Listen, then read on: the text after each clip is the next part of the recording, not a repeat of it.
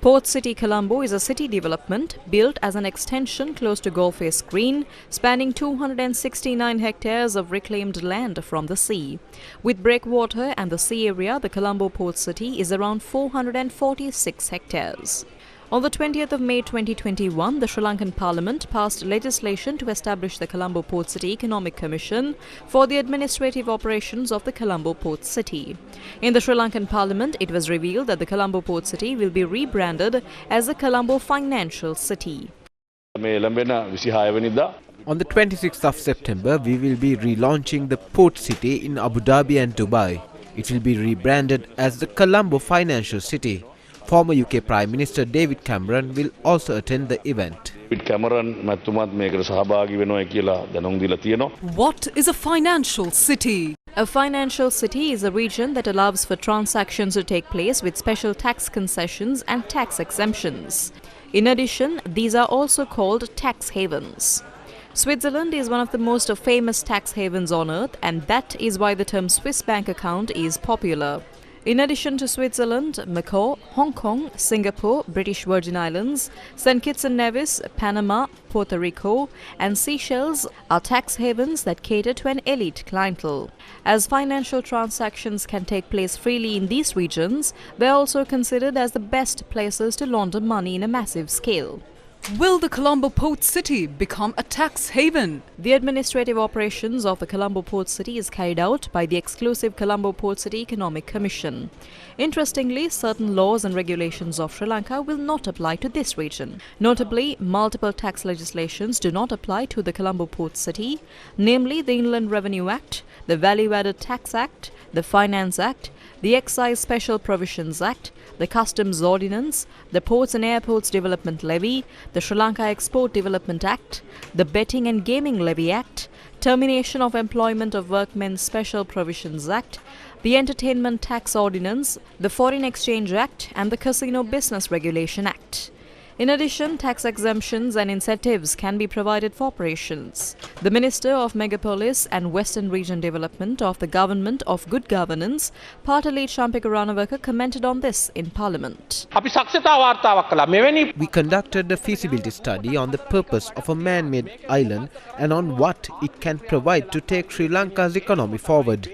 That is why we moved the financial city that was to be established in Bere Lake region to Port City. It was to be similar to Bangkok. There are over 100 cities like this across the world, including Singapore and Hong Kong, and we call them tax havens. What was required was the establishment of a banking system that would allow the wealthy elite to deposit their ill-gotten gains.